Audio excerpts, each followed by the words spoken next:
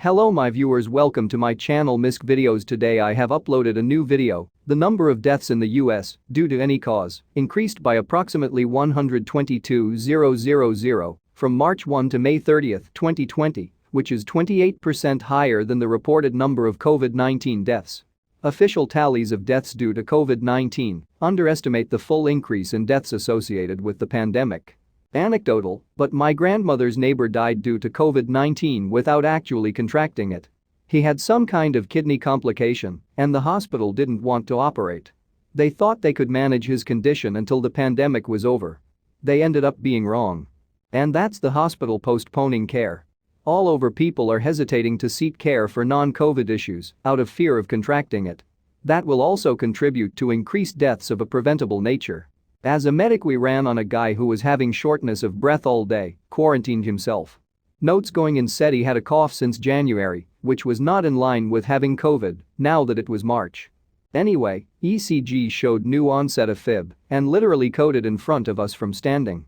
He had pee all the way to the hospital, where they did a Hail Mary 5 mg EP bump, but it didn't take.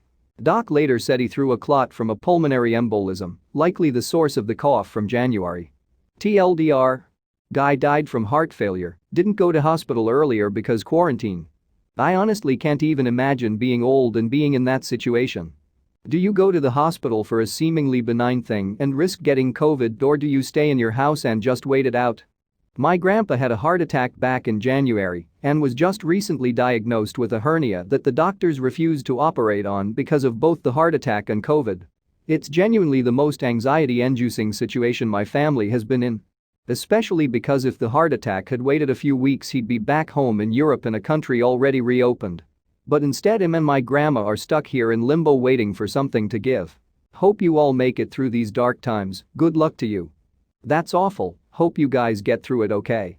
This sounds terrible. However, you're using a lot of medical jargon that lots of us layfolk don't understand. Just pointing this out as clear communication about symptoms is critical right now. COVID cough is dry and shouldn't last more than the 2 to 3 weeks, the duration of the virus in your system. A 2-month-long cough is seriously suspect to being something slow-growing and malicious. In this guy's case, a pulmonary embolism is a blood clot in the lungs.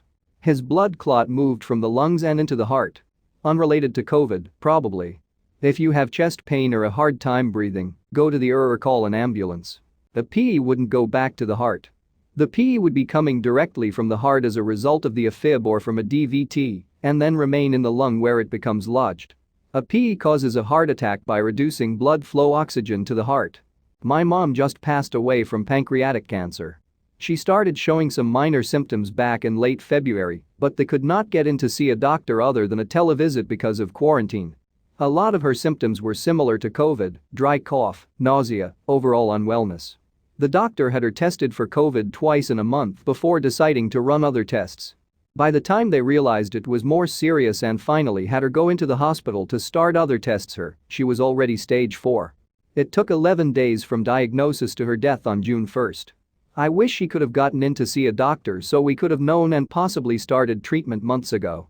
I also wish we had more time with her as I live out of state, but it just wasn't possible with COVID and quarantine.